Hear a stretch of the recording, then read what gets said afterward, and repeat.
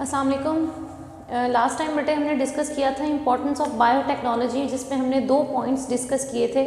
एक हमने डिस्कस किया था biotechnology in the field of medical science और दूसरा हमने डिस्कस किया था biotechnology in the field of food and agriculture. अब हमने नेक्स्ट डिस्कस करना है बेटे biotechnology and environment. Biotechnology and environment. अब बायोटेक्नोलॉजी का रोल एनवायरनमेंट में क्या है, पहले हमने ये डिस्कस करना है। सबसे पहले तो बेटे इन्वायरमेंट में बायोटेक्नोलॉजी ने क्या काम किया है। बायोटेक्नोलॉजी ने इन्वायरमेंट को रिप्लेनिश किया है डिफरेंट मेथड्स के ज़रिए। हमने इस टॉपिक में वो मेथड्स देखने हैं कि वो क्या हैं। बायोटेक्नोलॉजी प्ले इम्पॉर्टेंट रोल किस चीज़ में। नंबर 1 सबसे पहले तो बायोटेक्नोलॉजी ने किया है टू रिक्लेमेशन ऑफ सॉइल, कि हमने क्या करना है इन्वायरमेंट में बेटे सॉइल को रिप्लेनिश करना है, कि सॉइल के अंदर जो मिनरल्स न्यूट्रिएंट्स डिप्लीट हो रहे हैं उसको इम्प्रूव कर किया है बायोटेक्नोलॉजी में।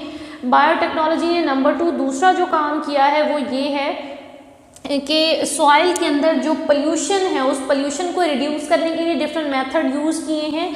अच्छा जी, उसके बाद नंबर 2 दूसरा पॉइंट क्या है, टू रिड्यूस पोल्यूशन को रिड्यूस करने के लिए किस चीज़ को यूज़ किया जाता है, use of bacteria to clean the polluted water, to clean sewage water को क्लीन करने के लिए, प्योर करने के लिए उसमें बैक्टीरिया डाले जाते हैं।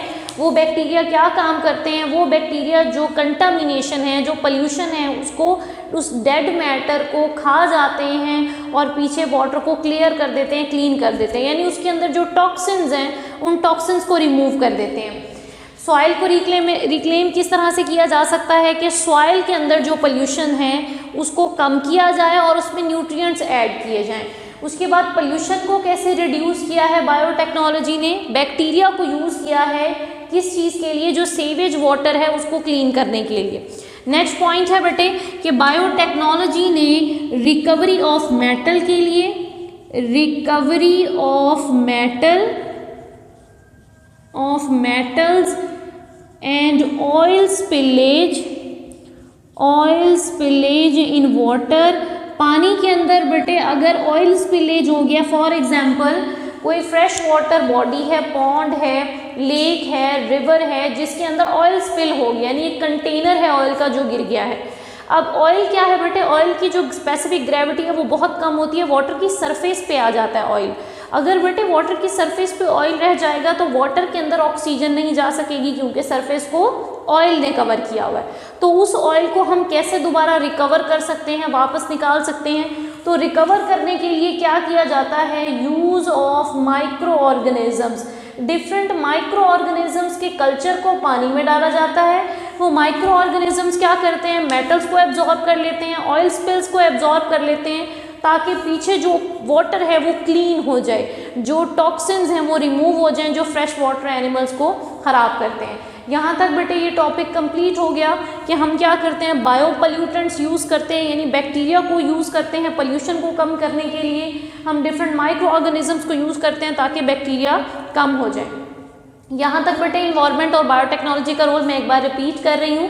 सबसे पहले क्या है, रिक्लेमेशन ऑफ सॉइल है। उसके बाद है पोल्यूशन को रिड्यूस किया जाता है बैक्टीरिया को यूज़ करके, रिकवरी ऑफ मेटल्स है, ऑयल स्पिलेज है, माइक्रो ऑर्गेनिजम्स को यूज़ किया जाता है एज बायो पोल्यूटेंट इंडिकेटर्स या पोल्यूटेंट रिड्यूसर्स, जो पोल्यूशन को कम करते हैं।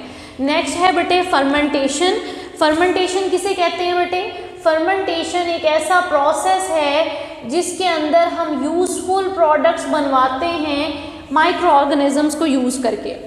Fermentation is opposite to aerobic respiration. Aerobic respiration क्या है, पहले हम ये देख लेते हैं सेलुलर रेस्पायरेशन क्या होती है। नंबर 1 हम डिस्कस कर रहे हैं सेलुलर रेस्पायरेशन, उसके बाद हम आएंगे फर्मेंटेशन की तरफ कि फर्मेंटेशन में क्या होता है।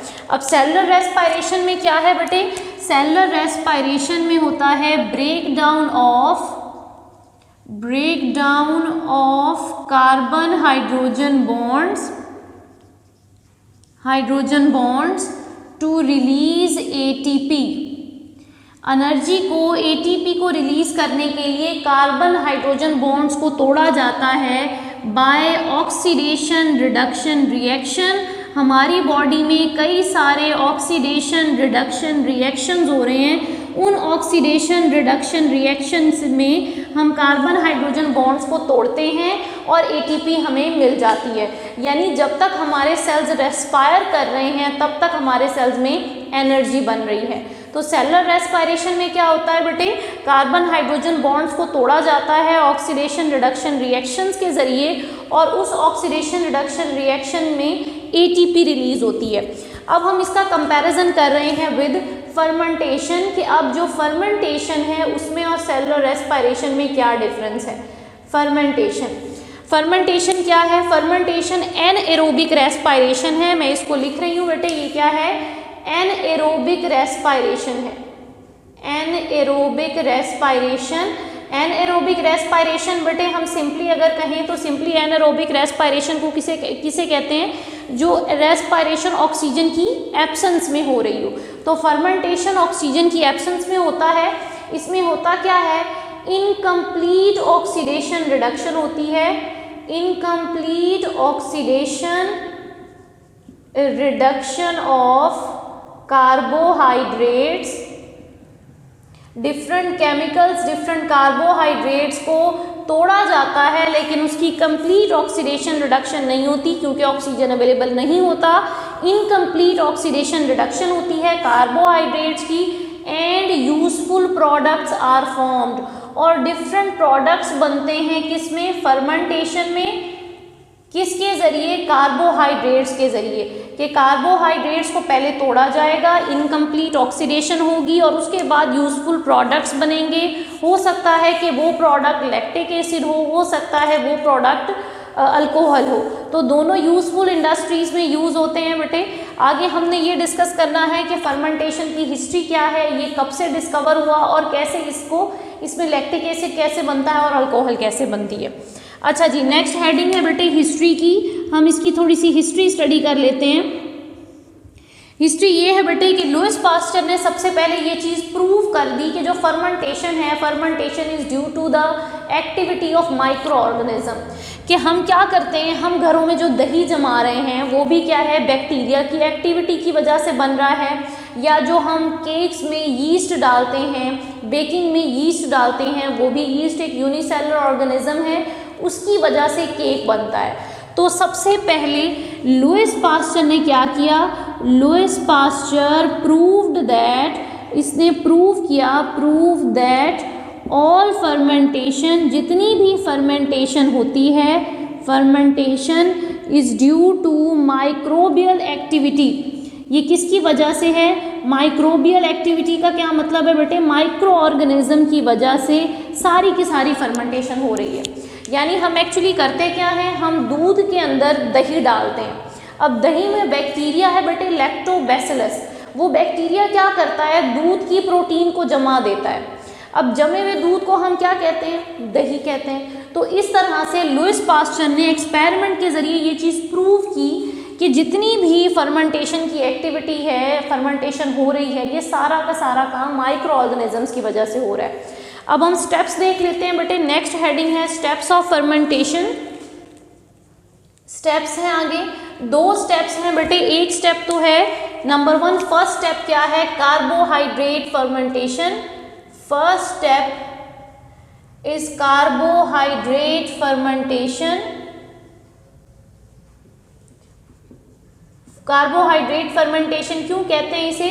क्योंकि सबसे पहला जो स्टेप है बेटे that is glycolysis, break down of glucose.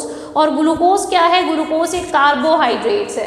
तो सबसे पहले कार्बोहाइड्रेट्स की फर्मेंटेशन होती है, that is similar to this step. जो पहला स्टेप है ये क्या है? Same as aerobic respiration. ये एरोबिक रेस्पायरेशन की तरह ही होता है पहला स्टेप। और पहला स्टेप कौन सा है बेटे? पहला स्टेप है ग्लाइकोलाइसिस। ग्लाइकोलाइसिस किसे कहते हैं? ग्लाइकोलाइसिस कहते हैं बेटे ब्रेक डाउन ऑफ ग्लूकोज को। तो सबसे पहला स्टेप जिसे कार्बोहाइड्रेट फर्मेंटेशन कहते हैं, उस पहले स्टेप में क्या होगा, जो ग्लूकोज है इसकी ब्रेकडाउन होगी, ग्लूकोज टूट जाएगा। मैं एक बार रिपीट कर रही हूँ, फर्मेंटेशन में बेटे 2 स्टेप्स हैं। पहला स्टेप जो है उसे कार्बोहाइड्रेट फर्मेंटेशन कहते हैं।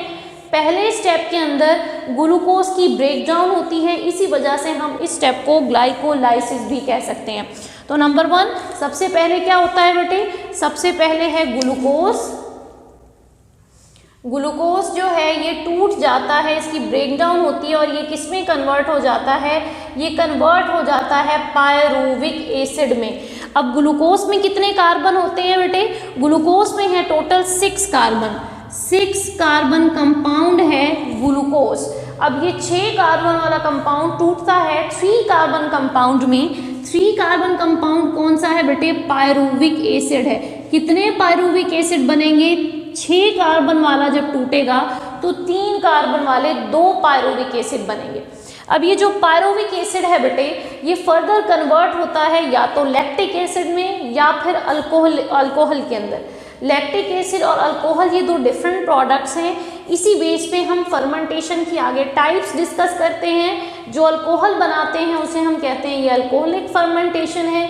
जो ऑर्गेनिज्म लैक्टिक एसिड बना देते हैं उस फर्मेंटेशन को हम कह देते हैं लैक्टिक एसिड फर्मेंटेशन। तो यहाँ तक बेटे ये 2 स्टेप्स हैं। पहला स्टेप तो हो गया ग्लाइकोलाइसिस, नेक्स्ट स्टेप होगा या तो लैक्टिक एसिड बनेगा या तो क्या है पायरुविक एसिड से नंबर 1 लैक्टिक एसिड बनेगा। अगर लैक्टिक एसिड बन रहा है तो फिर हम उसे कहेंगे कि ये लैक्टिक एसिड फर्मेंटेशन है। नंबर 2 दूसरा क्या बन सकता है, दूसरा बन सकता है अल्कोहल। अगर बेटे पायरुविक एसिड से अल्कोहल बन रही है तो उसे हम कहेंगे ये अल्कोहलिक फर्मेंटेशन है। लैक्टिक एसिड फर्मेंटेशन और अल्कोहलिक फर्मेंटेशन हम नेक्स्ट लेक्चर में डिटेल से डिस्कस करेंगे। यहाँ तक बेटे फर्मेंटेशन के हमने स्टेप्स ब्रीफली डिस्कस किए हैं, डिटेल में इसे हम इंशाल्लाह नेक्स्ट लेक्चर में डिस्कस करेंगे। ओके जी बेटे, अल्लाह हाफिज़।